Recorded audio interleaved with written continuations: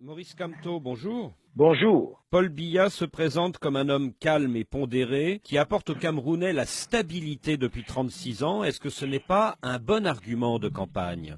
S'il se perçoit lui-même comme pondéré, tant mieux. Mais je pense qu'il y a des responsabilités que l'on doit assumer comme chef de l'État. Je pense en particulier à la gestion de ce que nous appelons ici chez nous au Cameroun la crise anglophone. Je ne crois pas que l'on puisse dire que le chef de l'État a géré ou gère cette crise au mieux des intérêts des populations camerounaises. Autant j'ai été extrêmement clair que nous n'accepterons jamais la sécession, la partition du Cameroun. Autant je crois et j'estime que c'est aussi l'attente de la majorité des Camerounais que l'on doit être à l'écoute des Camerounais où qu'ils se trouvent lorsqu'ils estiment qu'ils ont un problème. Et de ce point de vue, je pense que le chef de l'État camerounais a laissé les choses aller et aller malheureusement de travers. Alors, Paul Biya et son porte-parole disent que dans l'Ouest, il n'y a pas de crise anglophone, il y a juste une question anglophone et qu'elle est en train d'être résolue grâce aux initiatives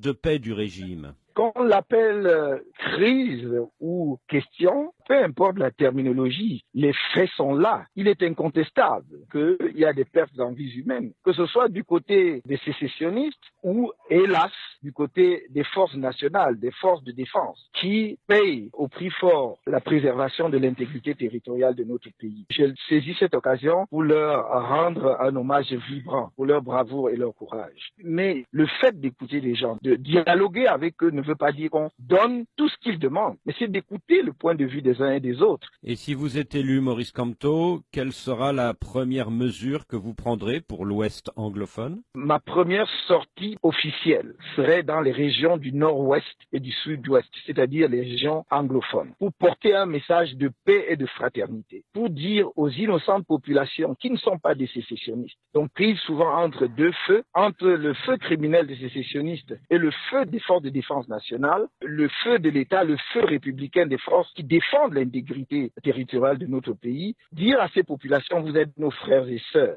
sortez des forêts, je vais aller chercher ceux qui sont dans les camps de réfugiés. Ensuite, dans un deuxième temps, je mettrai en place le cadre du dialogue inclusif qui va nous permettre de mettre nos cœurs ensemble pour trouver la solution. Je n'ai jamais caché que ma préférence personnelle, c'était pour le régionalisme avec des compétences spéciales ou un statut spécial pour les régions du nord-ouest et du sud-ouest afin de prendre en compte leurs spécificités historiques. Avec un transfert réel de compétences et de ressources, on pourrait trouver une solution à la crise. Mais si le dialogue national que je vais mettre en place opte pour une autre forme de l'État, à la majorité des Camerounais, parce que j'entends soumettre au référendum le résultat du dialogue, si donc la préférence des Camerounais est pour la forme de l'État qui sortira de cette discussion, de ce dialogue, alors je prendrai acte du choix des Camerounais. S'il est élu, votre concurrent Joshua aussi promet de multiplier par 5 le salaire minimum des Camerounais sur une période de 5 ans. Qu'est-ce que vous en pensez? Je m'abstiendrai de commenter le programme et les propositions des candidats de l'opposition, parce que ce ne sont pas eux l'adversaire. L'adversaire, c'est le candidat du RDPC, c'est-à-dire le président sortant, M. Biya. Moi, je ne me livrerai pas à un jeu de massacre entre Camerounais. C'est beaucoup trop facile parce que on va créer une foire d'empoigne entre les candidats de l'opposition pendant que celui qui est en réalité l'adversaire que les Camerounais voudraient voir remplacer va,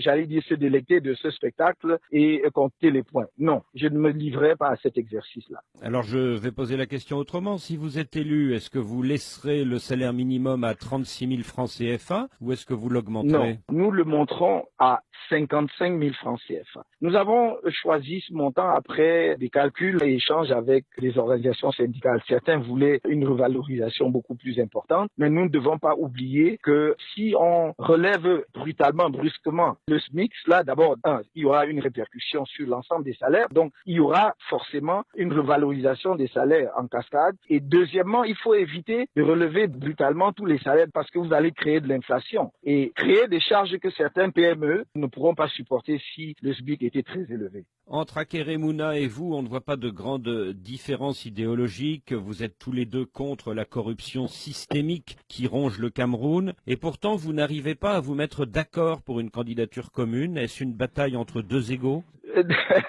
Non, j'entends parler beaucoup d'ego surdimensionné. D'abord, j'ai toujours dit, c'est peut-être pas le mot le plus approprié parce qu'il faut avoir un peu d'ego pour entreprendre quoi que ce soit. Maître Akeremouna et moi avons effectivement des convergences. Nous n'avons cessé de garder le contact. Est-ce que même à 2 semaines de l'élection, nous pouvons encore espérer aboutir à quelque chose? Je ne désespère pas. Et donc, nous sommes ouverts. On peut créer une vraie synergie, créer les conditions d'une certitude de la victoire. Vous avez été ministre de Paul Biya pendant 7 ans. Quand Joshua aussi dénonce les candidats qui changent d'habit, est-ce que vous ne vous sentez pas visé? Non, je me sens visé par rien du tout. J'assume pleinement une trajectoire de vie et une trajectoire politique. Certains perdent de vue que j'ai été au gouvernement il y a 7 ans. C'est-à-dire, depuis 7 ans, je ne suis plus au gouvernement. On veut faire croire au Cameroun, nous sommes le seul pays où l'expérience devient une faiblesse. Voyez-vous, dans un pays comme le Sénégal, l'actuel président de la République, donc le président Macky Sall actuel, a occupé les fonctions de ministre, de premier ministre, de président de l'Assemblée nationale, a démissionné du gouvernement du président Abdoulaye Wade et il a été élu. Personne n'y trouve à redire. Il n'y a qu'au Cameroun qu'on veut créer une fausse polémique autour de la question. Et je pourrais citer également en Afrique de l'Ouest toujours l'exemple du président actuel du Burkina Faso, qui a été non seulement à plusieurs reprises ministre, et peut-être si je me trompe premier ministre, mais surtout a dirigé le parti du président Blaise Compaoré. Dernière question, Maurice Kamto, craignez-vous la fraude? Craignez-vous une coupure d'Internet le jour du scrutin? Bien évidemment, la fraude est dans l'ADN du RDPC et il faudrait un miracle pour qu'il s'en défasse. Mais tout ce que je peux dire, c'est qu'ils sachent qu'ils trouveront les Camerounais en face d'eux. Parce que plus que jamais, notre peuple est mobilisé, donc ils seront là. Ils vont aller voter, ils vont surveiller le vote, ils vont le défendre si nécessaire. En ce qui concerne les coupures d'Internet, oui, c'est une perspective qu'il ne faut pas écarter. On a vu les coupures d'Internet dans la zone anglophone. Pourquoi ne serait-il pas tenté de le faire à l'occasion de la prochaine élection? Mais on sera là, d'une manière ou d'une autre, nous nous assurerons que nous avons les résultats sortis des urnes. Maurice Kamto, merci.